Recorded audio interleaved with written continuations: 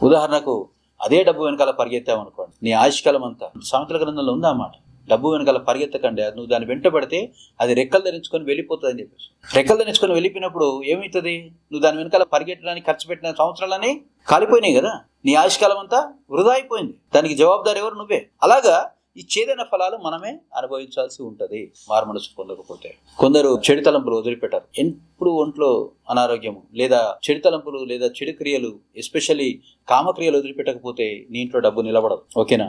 నీలో సరిపడా బుద్ధి పనిచేయదు, నీ జ్ఞానము నశించిపోతుంది. జ్ఞానం నశించిపోయినప్పుడు నువ్వు తొందరపాటు పనులు చేస్తావు, తెలివి తక్కువ పనులు చేస్తావు, నష్టపోతావు. మారు మనసు పొందకపోతే అది ఏ అంశమైనా సరే, అది ఏ సంగతి అయినా సరే, ఏ గుణమైనా సరే, ఏ విషయమైనా సరే, ఎవరి విషయంలో అయినా సరే నువ్వు నష్టపోతావు. రెండవది ఏంటంటే, నువ్వు మారు మనసు పొందకపోతే, ఆ మారు మనసు పొందని స్థితిలో నువ్వు ఉండగానే ఒకవేళ కనుక ఈ భూమి మీద నీ చివరి దినం అది చెప్పొస్తుందా? ఫోన్ చేస్తుందా? రాదు.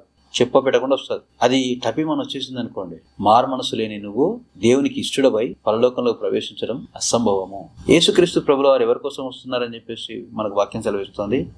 ఎవరైతే ఆయన విషయంలో నిరీక్షణ కలిగి ఉన్నారో, ఓపికతో ఈ పరుగు పందెంలో పరిగెడుతున్నారో, వారి గురించి ఆయన తిరిగి వస్తున్నాడు. వారే ఆయన చేతి ఎత్తబడతారని మనం వాక్యం సెలవిస్తాం. కనుక మారు మనసు పొందకపోవడం చాలా భయంకరం. మారు మనసు పొందకపోతే దానివల్ల జరిగే నష్టం, తీవ్రతరం మరి భయంకరంగా ఉంటుంది.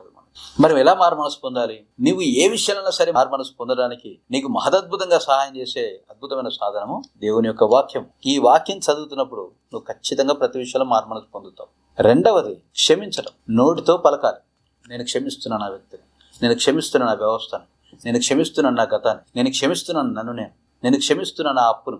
ఒక వ్యక్తి నీ దగ్గర డబ్బులు తీసుకుని ఎగ్గొట్టాడు, ఏమంటావు అప్పుడు? ఆ వ్యక్తి తీసుకున్న అప్పును యేసునామములో నేను క్షమించి వదిలేస్తాను. అవునా? జీవం గల దేవుడు ఏం చేస్తారంటే, ఆయన పరలోకంలో కూర్చొని, నీ తండ్రి కదా, నీ సొంత తండ్రి కదా నేను తన అరచేతిలో రూపొందించుకున్నాడు కదా, నిన్ను నష్టపోనివాడు, నేను కష్టాల పాలు కానివాడు. ఆయన ఏం చేస్తారంటే, నీకు తగు సమయంలో నీకు న్యాయం తీరుస్తాడు. నీకు 10 అంతలు, 30 అంతలు, 60 అంతలు, 100 అంతలుగా తిరిగి మేలుకరమైన ప్రతిఫలాన్ని ఇస్తాడు. అలాగే నిత్య జీవంలో నేను చేర్చుకుంటాడు. ఈ మట్టి, గడ్డి, చెత్తతో నిండిన ఈ భూమి నుండి నువ్వు బంగారంతో చేసిన వీధులలో తిరుగుతావు. ఓకేనా?